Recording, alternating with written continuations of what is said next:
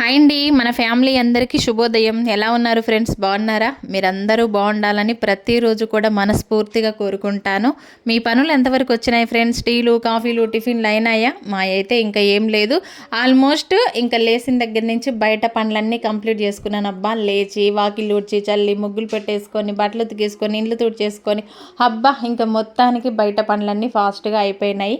ఇంకా ప్రశాంతంగా ఫ్రెష్ అయిపోయి ఫస్ట్ పూజ అయితే చేసుకుంటున్నాను. అబ్బా, నేనైతే రోజు ఈ అవకాశం అయితే ఉంటుంది. కాకపోతే మనకి లేవగానే ఫస్ట్ ఫ్రెష్ అయిపోయి ఇంట్లో పూజ చేసుకుంటే ఇంకా మంచిగా అదొక మంచి ఫీలింగ్ అనిపిస్తుంది కదా. కాకపోతే రోజు పిల్లలకి స్కూల్ ఉండడం వల్ల కుదరదనమాట. అంటే వాళ్ళు వెళ్ళిన తర్వాత పూజ చేసుకుంటాం కనుక ఇంక ఈరోజు అయితే ఇంకా 4 days పిల్లలకి హాలిడేస్ ఉన్నాయి. మున్సిపాలిటీ ఎలక్షన్లు ఉన్నాయి కాబట్టి ఇంకా ఫస్ట్ ఇంకా పూజ అయితే కంప్లీట్ చేసేసుకున్నా.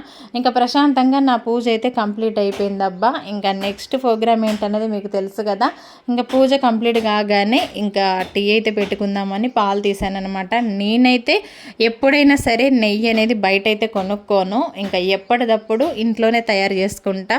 ఇలా పాల మీద మీగడ, పెరుగు మీద మీగడ ఒక దగ్గర వేసేస్తాను అనమాట. ఇంకా ఎలాగో మా ఇంట్లో పాలల్లో మీగడ ఉంటే టీ తాగరు, ఇంకోటి పెరుగు మీద మీగడ కూడా తీసేస్తారనమాట. అందుకే అదేదో నేనే తీసి పక్కకు పెట్టేసుకొని ఎప్పటికప్పుడు నెయ్యి ఇలా ఫ్రెష్గా కొంచెమైనా సరే ఇలా ఫ్రెష్గా అయితే నెయ్యి చేసుకుంటా అనమాట.